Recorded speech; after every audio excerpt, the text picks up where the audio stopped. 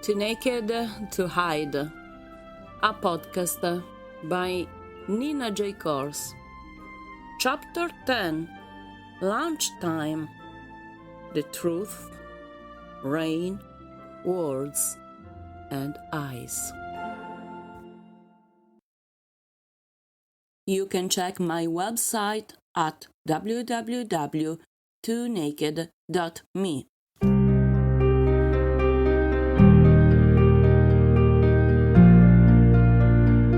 Come on, go on with the story of the 7 suitcases. So, me and Roberta got married. Roberta was helplessly and for sure dull. I tried to convince her to go back to college, but she said she couldn't stand going back and forth to and from Venice. We had set up a room in our house for her to paint in. The house stank of turpentine and oil color. She woke up in the first hours of the afternoon when the cleaning lady came in. At night, she was up until late to watch TV or paint. Then she developed a passion for tarots. She studied tarots and she read them all the time, but never to me. She didn't like my friends. As for the rest, she had no interests other than clothes and shoes. We had a closet full of shoes, and she kept buying them compulsively. She didn't like anything I did, nor did it interest her in the slightest. In the meantime, I had joined my father's firm. I didn't take long before I understood that my father's partner had totally pushed me out of it and had squandered a good share of the partnership. So I found another firm. I asked Giovanna if she wanted to join us, and we started a new partnership. Ouch, Giovanna springs everywhere like a mushroom. Were you still having a thing with her? Well, I could talk to Giovanna about everything that was happening to me. She listened to me and would talk to me about Alberto, that now was her husband, with whom everything proceeded just fine. The new firm took a lot of my time. I was working 12 hours a day. Giovanna was always at my side, and we shared about everything, including sex, of course. You're incorrigible. Absolutely. I can never be trusted, and I mean never. Jacopo got up from his chair, walked around the table, leaned over her, and kissed her forehead. She breathed in, inhaling deeply, as if surprised. He grabbed the plates and started to clean the table. She got up after him and followed slowly his movements. Let me help you. Oh no, that's all right. Nobody can learn a dishwasher like I do. Just the dishwasher? She hugged him as he was bending over, putting the dishes in. He let her wrap him in her arms, and she pulled him gently towards the sofa.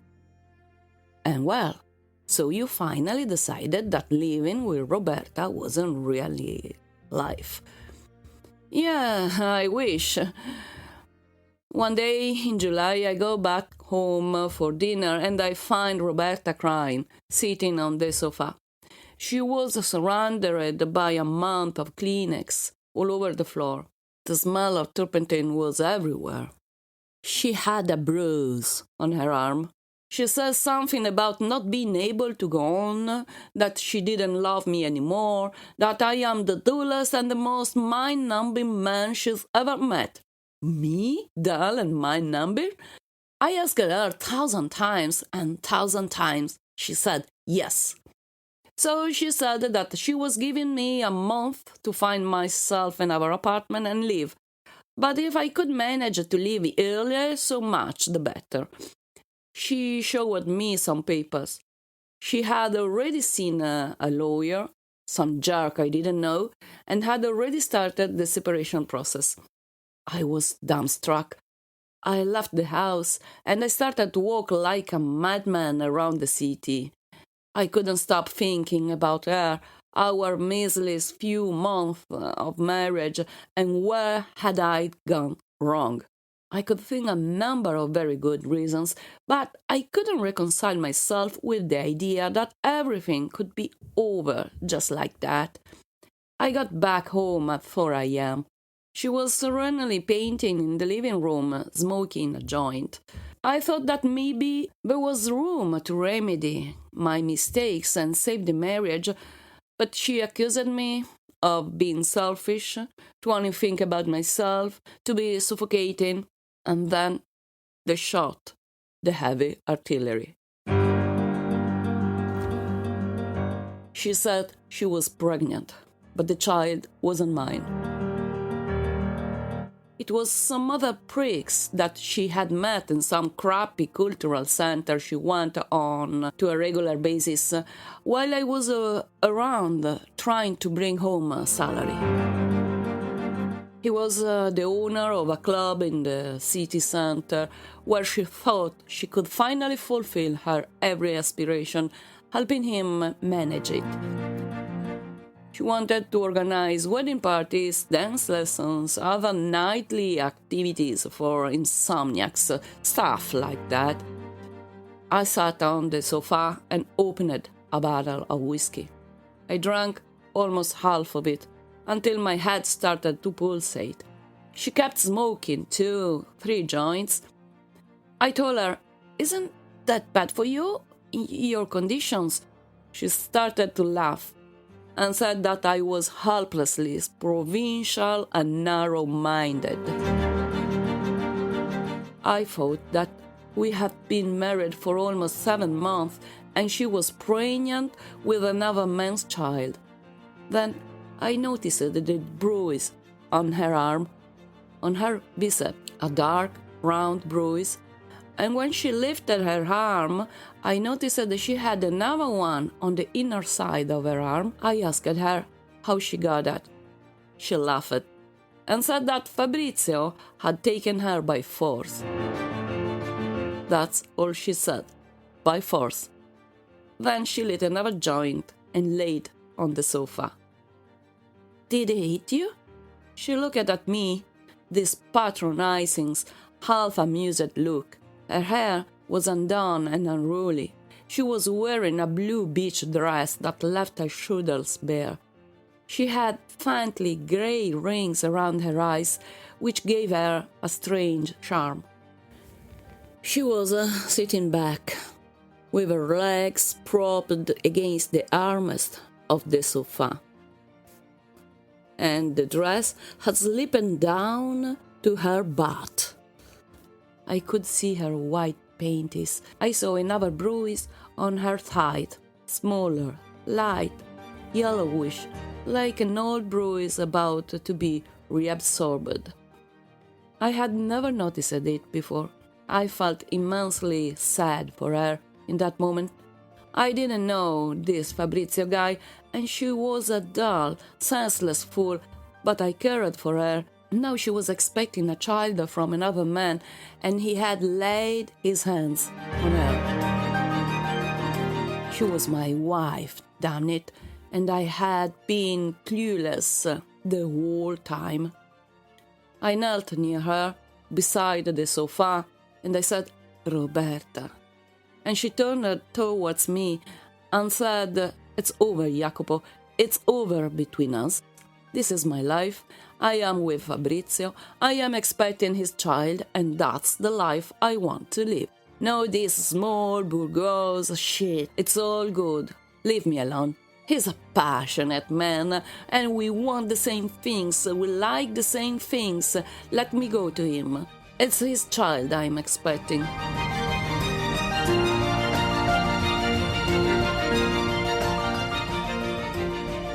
And so, the next day I packed my things and I moved back with my mother. I was already a suitcase expert by then. She got up and sat on his lap. He felt her perfume rise and flood his head. She leaned her head on his shoulder and stood still. He hugged her and pulled her closer, holding her tight. "I can't get it right with women. I think they're pretty much right. It's just that I don't know what I'm doing wrong, and I think they are right to say that." "Shh. Stop talking, Jacopo. Shh." And she started kissing his neck and unbuttoning his shirt. He closed his eyes and let her go ahead. They both slid down to the foot of the sofa. The house was no longer silent, and the possibility of a new life opened before his eyes. Outside, the storm was raging. The rain pounded on the window glass. The sky loomed dark, opening up in sudden streaks of light. The rain turned into hail. Jacopo looked at her for a second, saw her breathing faster, a lightening of uncertainty in her eyes, the long neck she offered him, and her smile, broad, serene, bright, brand new, like something without a past. He caressed her bare shoulder and kissed it over and over again. Then, delicately, he unbuttoned her shirt, and she abandoned to his gestures. Every movement became liquid, like water running down a stream. He was breathing again, too. "Hi, you. Did you hear the storm? It was the gods, all of them together, who decided to celebrate us too. And they said, 'All right, Jacopo, way to go. And you, Habiba, Habiba. To you too, happiness, crash, slam, hurry.' Hey, you too. You know I can't remember the storm. Anyway, I'm sending you a long, long kiss, and thank you the gods for introducing me to a goddess like you." He has just closed his cell phone and placed it in his shirt pocket. It was hot. His tie was too tight.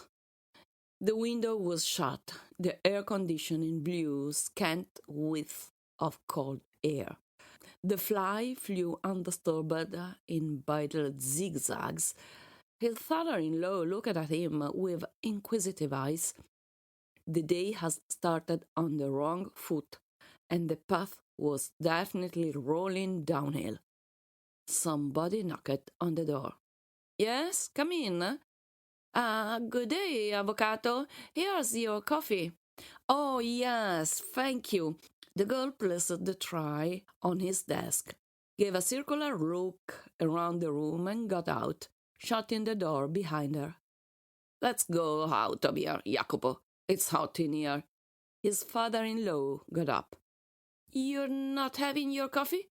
"Coffee? No. Let's head down to Mercedes." They left the 2 tiny cups of steaming espresso on the desk. He would be back to pick up his papers. They walked out of the office, bid distracted goodbyes, and headed to the restaurant. 5 minutes of casual chit-chat over the kids, summer camp, and the hot season being exceptionally mild thanks to the storms. They were both immersed in their parallel thoughts, and they were both aware of it. Jacopo picking his brain in search of what his father-in-law may want from him, the other carefully looking for safe footing in the rutted road he was about to embark on. They soon reached the restaurant and decided to sit in the outside terrace under the shade of a large square umbrella. Mercedes came immediately. They ordered without Machado, and she, given the lack of enthusiasm for a friendly chat, quickly left. So, Jacopo, what are you up to? I'm sorry? I'd like to know what you're up to. What's going on? Well, nothing in particular. Rossini, that piece of shit bank accountant, must have called him, damn it. As soon as I'm back in town, I'll kick his sorry ass. Come on, Jacopo. I know you well enough, and I know my daughter well enough too. Giovanna? What's Giovanna have to do with us? I like to know what happened this spring. I think I have the right to know. You've been in my family for 15 years. I think you owe it to me. And don't give me a story, please. Enough with stories. What's Giovanna have to do with this? We get along just fine. Let's say we're on friendly terms as colleagues. We take care of the kids in the best possible way. We signed our separation papers months ago. Mercedes walked in, carrying a round pitcher with cool white wine. Jacopo grabbed it and filled their glasses in turn, his father-in-law first, then his.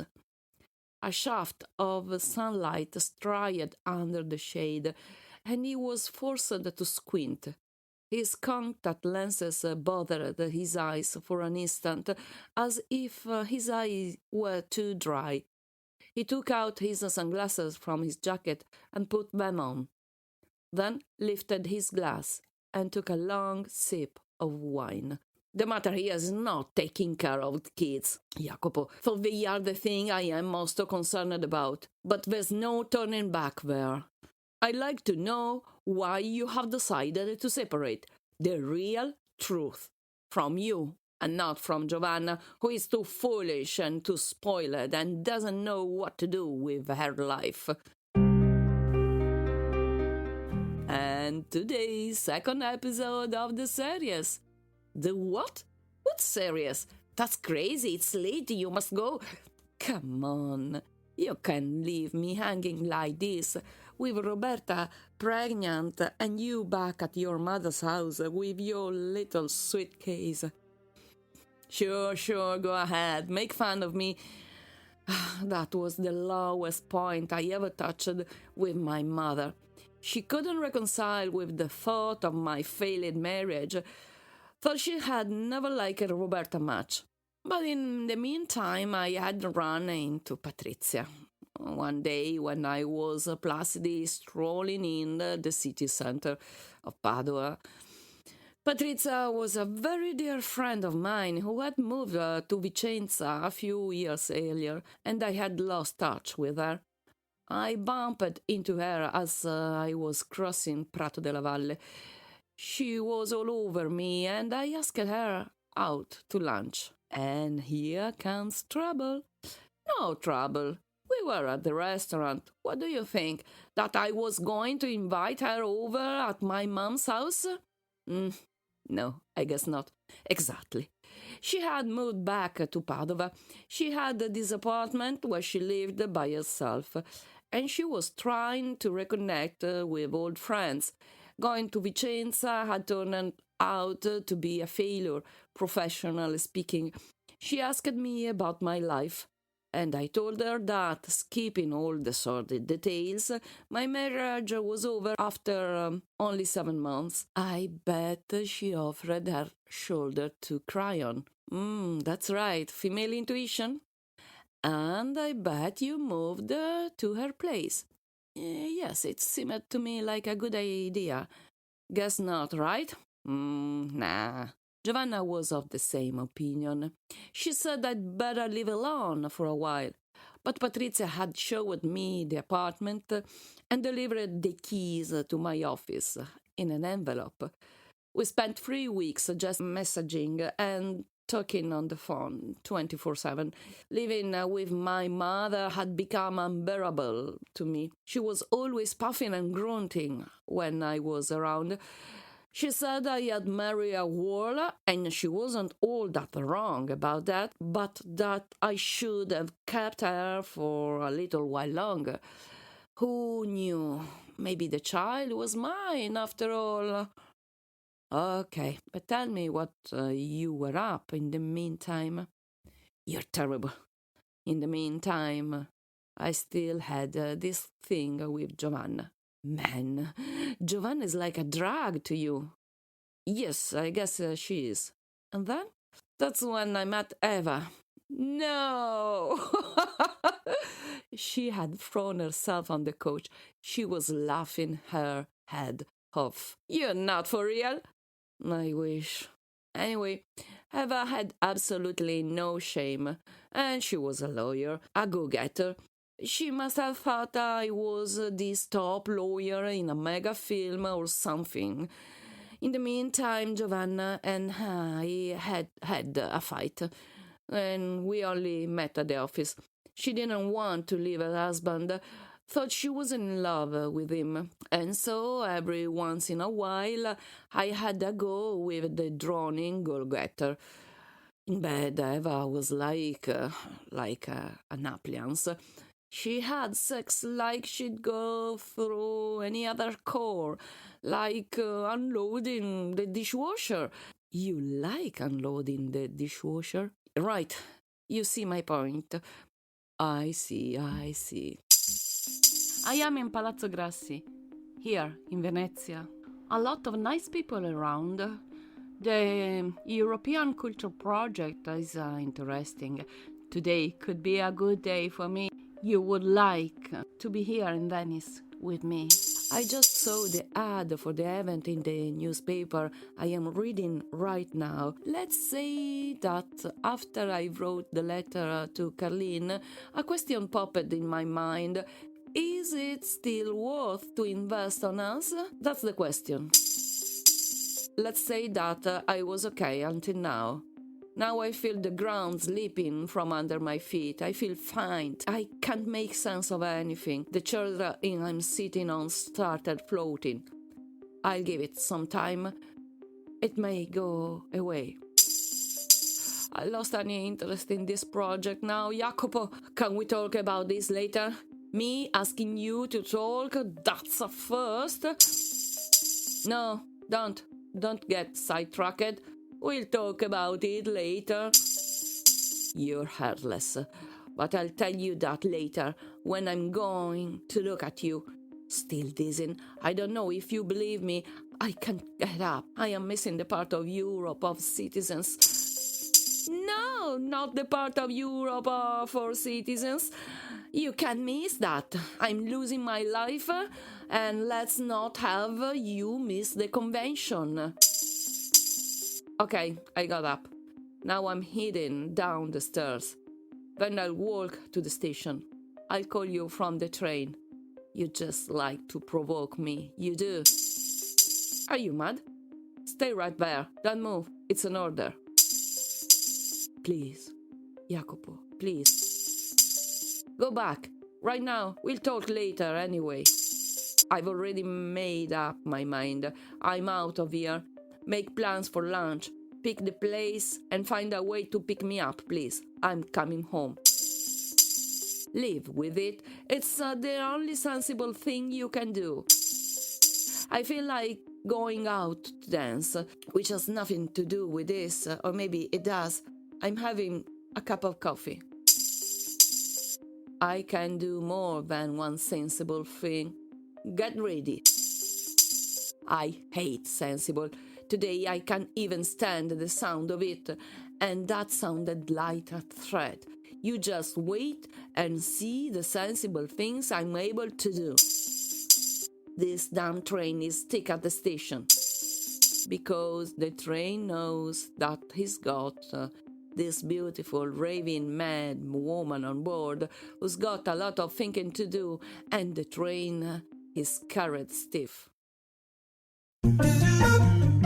Translation from Italian by Iris Cartia. Original music by Massimo Moretti for Maxmoremusic. Post-production editing by Gina Lee. All mistakes are mine. If you want to see pictures of making of and life in Italy, please follow me, Nina J. Course, on Instagram and LinkedIn.